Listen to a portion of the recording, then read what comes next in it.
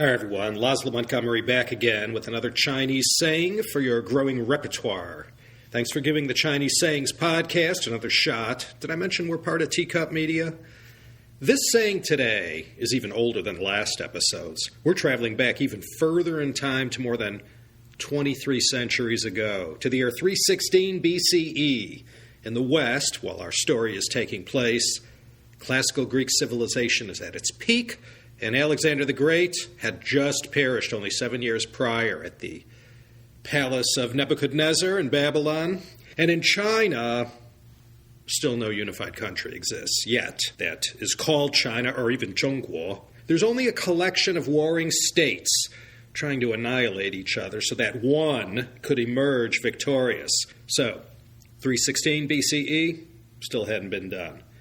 4th century BCE, before the Common Era, all dates I'm mentioning in this episode will be BCE. Our Chengdu for today goes back to the time of King Huiyuan of Qin. He was the ancestor of the Qin emperor who unified China and built that amazing mausoleum in Xi'an with all its terracotta warriors and horses.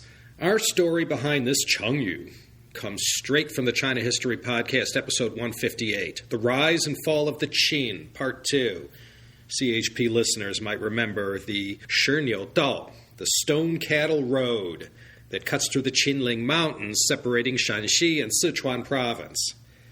Yeah, today's story looks at the not-too-bright ruler down in the ancient state of Shu, who, thanks to his short-sightedness, goes down in Chinese history as the man who gave us a staple among popular Chengdu. Tan Xiao Shi. Allow me to explain how that one works. 4 characters.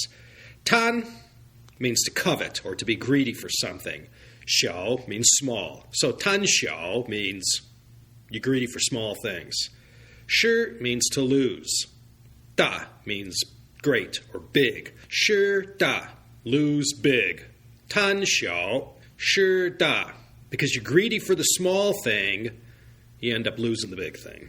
Now, if you're familiar with the Qin state, or you've already listened to the CHP series on the rise and fall of the Qin, you'll recall they had a lot of big ideas about conquering the various kingdoms to their east.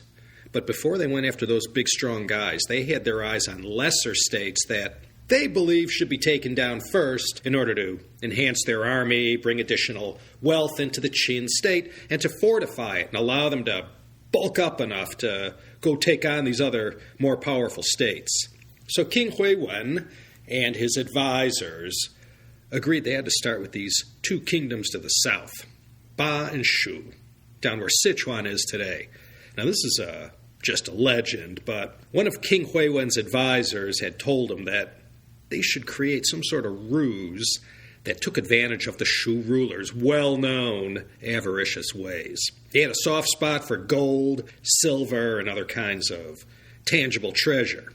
They had sent out an exploratory mission to see how they can get a big enough army down there to take this kingdom down. What they found out was that the Qinling Mountains presented too big an obstacle for marching an army through to the south. It was passable by individuals on foot, but for the kind of military plans they had in mind, it wasn't feasible. So someone came up with the idea to create these carved stone cattle, 5 of them in all, and they filled the extremities of the animal with pieces of gold. And they knew the ruler in that part of China, that we know today as Sichuan province, wouldn't be able to resist such a prize. And they sent someone down to Shu on a goodwill mission, by all appearances, with a list of all these valuable gifts that Qin wanted to present to the king. Or actually, his title was the Marquis of Shu. Now, this ruler sent envoys to Qin to go check these gifts out, and they were amazed with these stone cattle, or shiniu, that were actually filled with gold. Well, this Marquis of Shu had an advisor, who had a little more sechel than his boss. And this advisor warned his superior not to be fooled. Now, he probably hadn't heard about what befell the Trojans about a century before, but this was the general idea of what he was telling the Shu ruler. He warned that these men of Qin were up to something. Their reputation as a fighting machine was already well known around town. And he told the king, don't accept these gifts, and don't let them come down to Shu. You'll never be able to get rid of them. Well, this Marquis of Shu fulminated over the benefits and risks and decided to ignore his wise minister and went ahead and gave instructions to invite these Qin ambassadors down to Shu to present their gifts. The Qin ambassador told the Shu ruler's people that a road is going to need to be built in order to facilitate convenient transport of these stone cattle through the Qinling Mountains that separated Qin from Shu. The Shu ruler must have considered that a small price to pay, and at once arranged for a sufficient number of workers to go out and start quarrying enough limestone out of the hills to build a road that could facilitate easy transport to these big, heavy gifts through the mountains. And this road became known as the Shiniu Dao, the Stone Cattle Road. There may be bits and pieces of this road that still exist today. You could probably guess what happened. After the road was finished, and after the gifts had been presented, the Qin army later on just marched down all the way to present-day Chengdu and put an end to the Shu state in 316 BCE, as well as the Ba state next door. And that spelled the end of Ba Shu and that whole incredible civilization, again in what is today Sichuan province. You remember from the History of Tea series, part 1, these were the people who were the first in China to cultivate tea.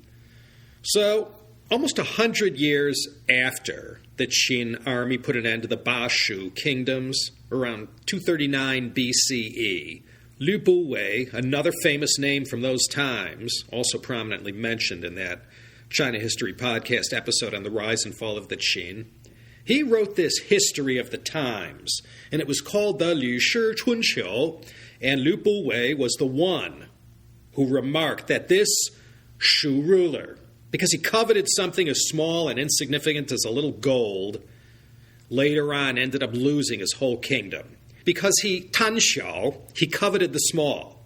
He ended up shi da, losing the big.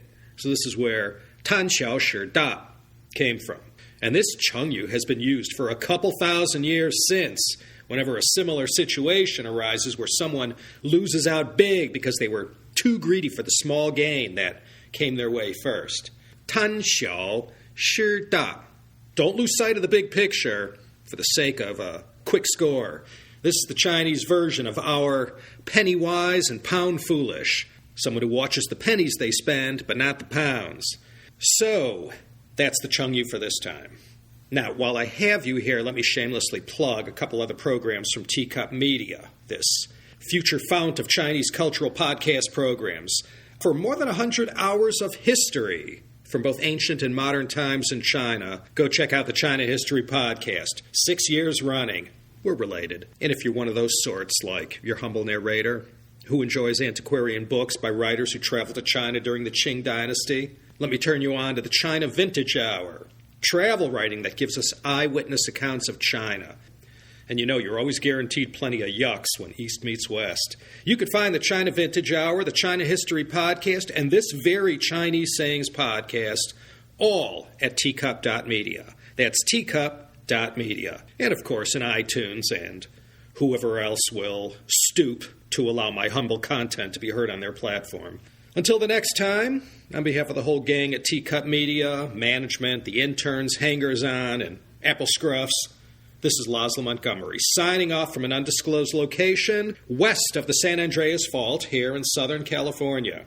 Think about joining me next time for another interesting and useful episode of the Chinese Sayings Podcast.